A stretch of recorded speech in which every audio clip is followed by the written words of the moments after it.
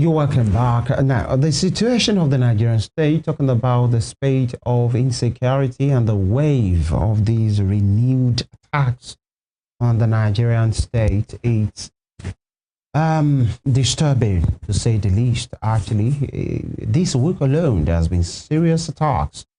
First, it was the report of the killing of a brigadier general in the Nigerian army, and of course, some of his boys who were killed in the line of duty. There has been this back and forth. The terrorists are claiming that they captured him and killed him. There is the military narrative as well. By and large, brigadier has died. That is it. That is the way it is. Now, pray the Supreme Price, Brigadier General Uba, whom the president, saluted. And then it was an attack in, Government Girls Secondary School, Maga, Danko Wasago in Kebbi State.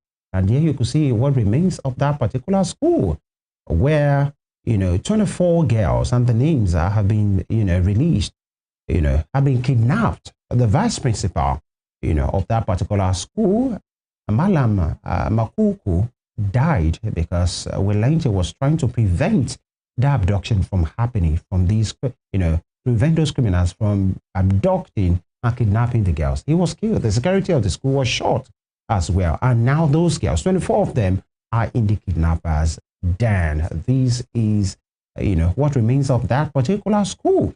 And the vice president, has been told to go. And by the way, he went yesterday to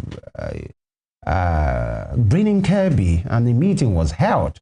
And here you have Governor Idris Nasir of Kebbi State talking about the failure of intelligence, that there was an intelligence, on this particular attack they were pre-informed, but then it failed. And then in Eruku is in Kwara State, and there a service was going on at one CAC church, okay, Shegun. There you go. And right there, where they were there, terrorists, because this is a terror act, went into that church and, killed, 3 people were killed, more than 35 abducted. This happened. This is not in a horror movie. This didn't happen as a matter of content. You could see this old woman trying to run away from these attackers. You can easily infer how fast can these people run and what happened. It remains to be seen. And the federal government has come out to say the designation, of Nigeria as a country that is targeting, or a country that has Christian genocide happening or targeted killings against Christians, is what is fueling these. We still have Mr. Familusi here. Mr. Honorable Familusi, you're a Nigerian. And I must ask your impression. What do you think is happening here? And, you're a PDP person, but this is beyond party politics. You are first a Nigerian, you are first a human being before a partisan politician. This has happened in less than 4 days. How will you describe what is happening right now? Well, thank you, my brother. It's unfortunate. It's highly saddening. First of all, let me use this opportunity to commiserate with the families of late Brigadier General Uba and his team members who lost their lives in the course of trying to protect us. This is not the first time this is happening. It has long been happening years back. It has been happening years back. But it's quite unfortunate. We only pray to God that this should stop, that this should come to an end, because we can't continue to live the lives of our people untimely. We can't continue to lose the lives of our people untimely. It's quite unfortunate. So I use this medium to commiserate with the families of the deceased. Then the students, the Kebbi secondary school students who were adopted, because as at last night, I think I watched a particular video going viral showing the cry, the grief, the agony of the families, of the parents of those of those girls who were adopted last year, and even the families of those who were killed in the course of that unfortunate incident, like that of the principal who was killed, the other security guards who were shot and stuff like that. So it's quite unfortunate, it's quite unfortunate, it's quite unfortunate. And look at that Kwara issue too. Even inside the church, there's a particular picture flying on the social media now, I don't know, where we have a split of blood on the Bible, that really happened during that incident in the church, in the Christ Apostolic Church, Ekuru in Kwara State.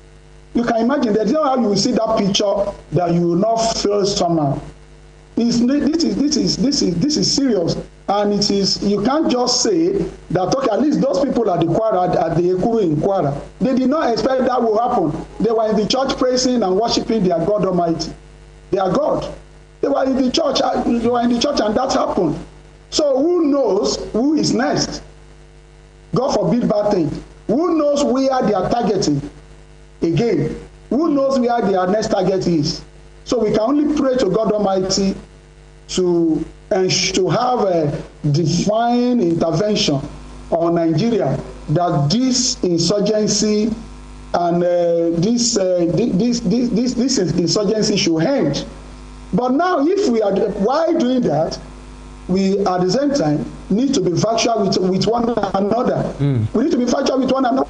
The leadership of this country had failed us. I don't want to talk as a politician now. I want to talk as a Nigerian. Like I said earlier, what really happened to those people? Who knows who's next? Who knows who's next? Nobody knows. Who knows the next? Who knows their next plan? Who understand their next location? So as God forbid bad thing, those people at Kwara, those people at Kebbi and everywhere where these unfortunate incidents that happened in the past, did they pray for it? Did they expect it? So now the leadership had failed us, and that is exactly what we are saying, that let the leadership concentrate on protecting the lives and property of Nigerians. All right, Honorable Fami Lucy, point made, and it's quite terrible actually, looking at that last clip, of parents in Maga in Kebbi State. You could see them, the agony of where they were crying. If our producer can put that up, it's, if you play the video, I think we should just have a feel, hear the soundbite. Ummanmu da dabbobi ba su da wani bambanci. An mai da rayuwarsu, rayuwar dabbobi an mai da mutane da raya asirinsu. Ka ga mace guda tana ka same ta da akuya 10, ka same ta da shanu, ka same ta da nomanta. In mutane ƴan uwansu na je ganin gida, a je ƙauyuka a ga da mutane ka dawowa da alheri, in ka je daga ƙauye, ka zo daga birni. Amma an mai da mutane talakawa, an ɗaga mana talauci na zalunci. To duk wanda aka sa hannu ya taimaka mana ga lamarin da bai taimaka mana ba, Allah ka isa muna. Duk wanda aka sa hannu, duk matsayi ne, duk makami ne, ya ka taimaka mana ga wannan ba Allah ka isa muna. All right, there you go.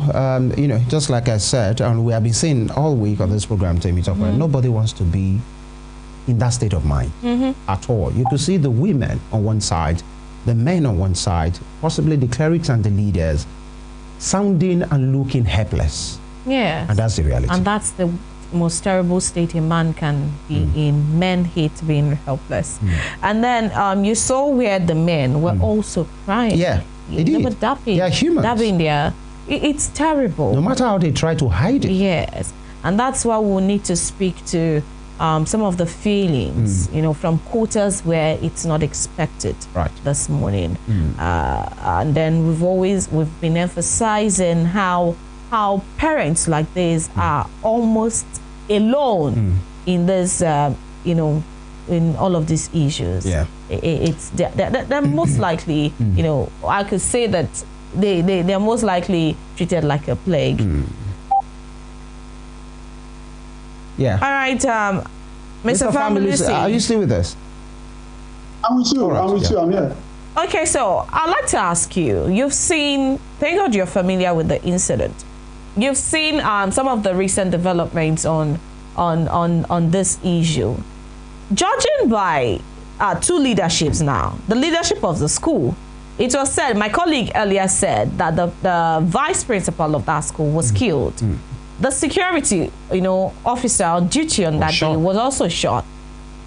Let's talk about that response. I mean, the vice principal could have run away too from probably his window or a back door somewhere, but he chose to show his face, not just show his face, not to negotiate. He chose to stand, against those people. Now, many people may say another thing. They may say that that was a foolish decision on his part. Right. But what does that signal to you in the face of the leadership of the country, where the vice president was sent, to go and be the representative of the president right there, at that, the place, that location in Banin Kebbi.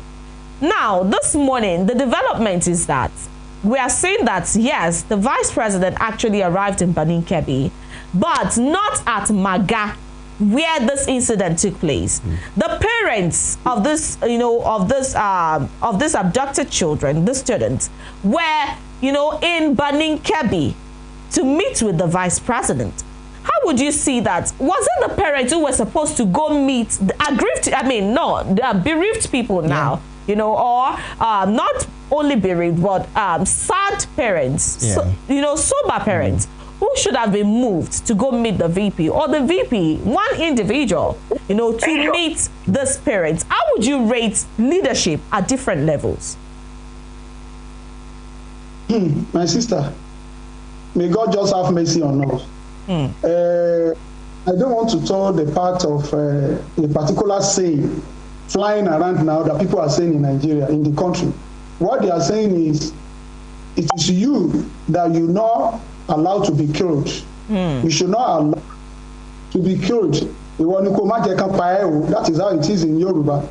You should not allow yourself to be killed. Like I said earlier, the leadership had failed us. You can imagine a particular village where probably they did not even have village hunters, and the terrorists went in there, adopted schoolgirls, about 35 or 36 of them. They killed the vice principal of the school, who was trying to defend these children from being abducted. They killed him. Then we should also remember that very particular vice principal too has his own immediate family who were waiting for him home from school. Now the vice principal is gone. He had laid his life for these children, and even despite that, the children were still adopted. Now, from the children, from those who have been adopted, who knows now, as of this morning now, how many of them are died or have been killed?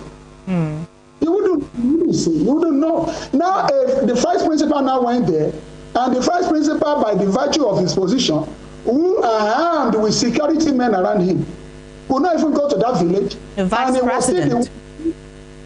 He was still the one doing big manship, going to Kebbi and inviting the parents whose children were adopted to come and meet him at the Kebbi. You can see the stupidity in our leadership. It is painful. It is painful, my sister. It is painful. It is unfortunate where we find ourselves in this nation.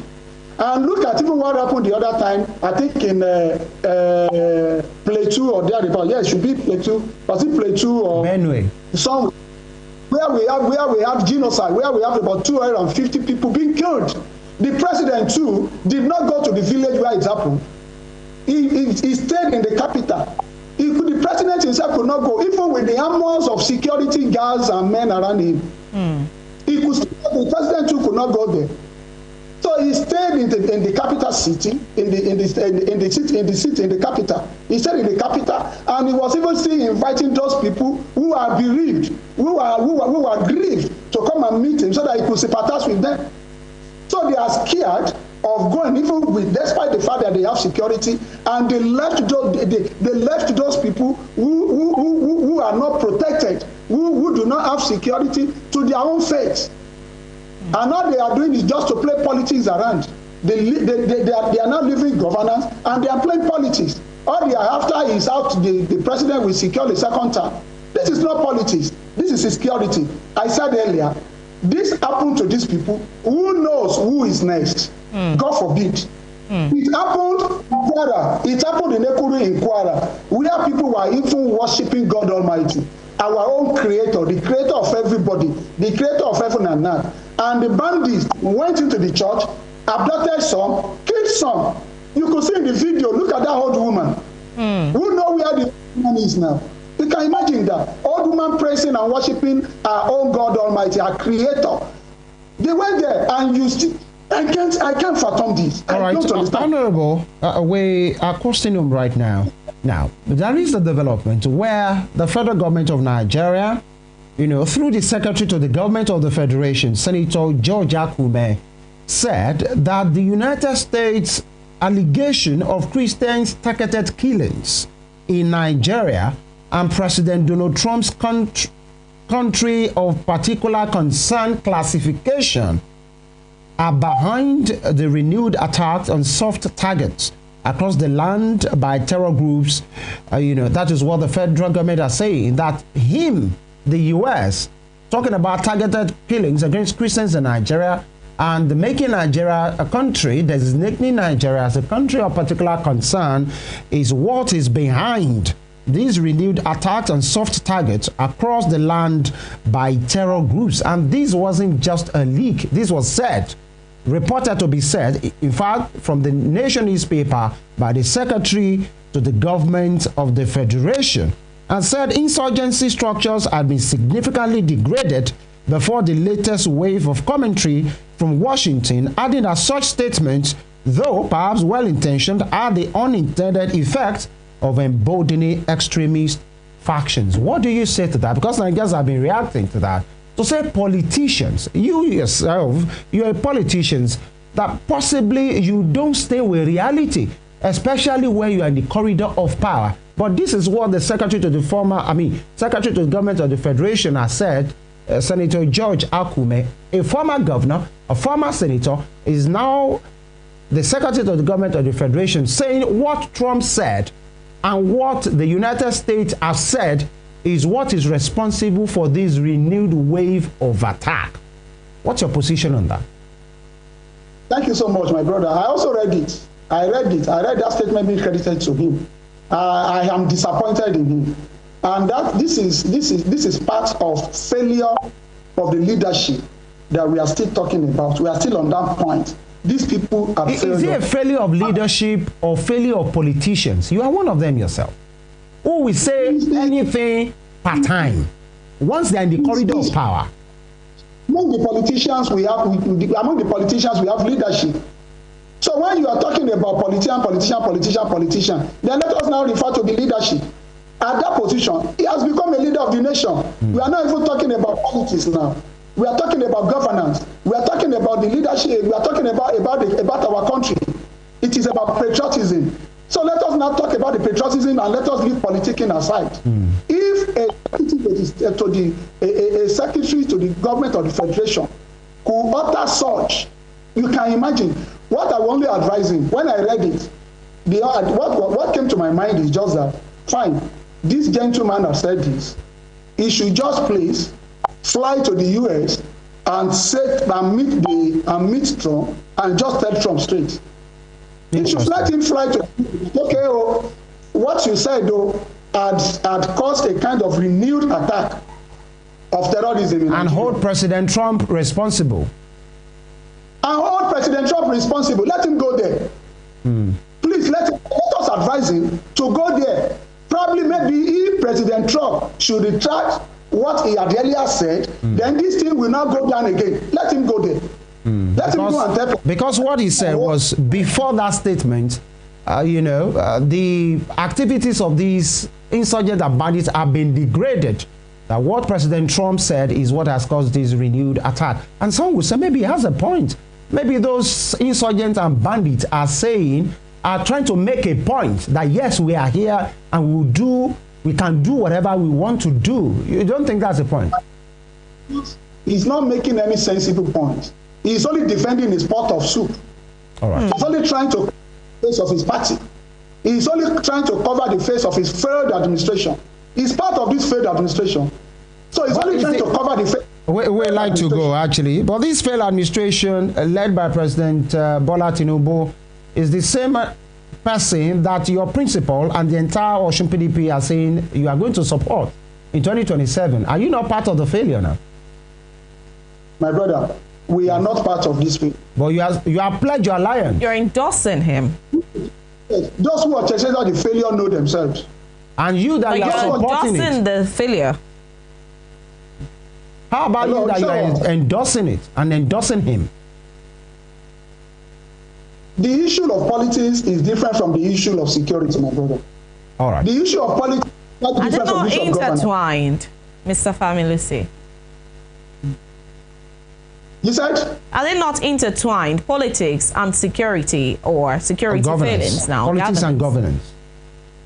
No. Politics and governance go together. All right. But politics will not go together. All right. Thank you very much, Honorable Familusi Oladele Isaiah, FOI, a politician, a former secretary of an LCDA and public affairs analyst. Thank you for your time and your take on the state of the Nigerian nation. Thanks for having me, my brother. It's a pleasure. Thank you very much. This is an ongoing conversation. And until we see a result, tangible one, not the kind of results that needs to be explained. When a development is being made, and you need to be telling me that my life is getting better, then that means it's nothing. If I'm getting better, my life is getting better, I'm the one that should tell you. You're not the one to tell me that I'm looking better and all of those things. Femi Ojo is my name. These are very troubling times, but we hope that the Nigerian state will prevail. We'll return tomorrow for the TGF edition. God bless Nigeria. Well, it's even more troubling that as of now, I'm understanding that 16 young graduates have lost their lives in a fatal accident on their way to NYC orientation camp. Sad. Another life lost, about 16 of them. Temitope Ajijola Oluwola is my name. We'll see you again on the Ultimate Edition.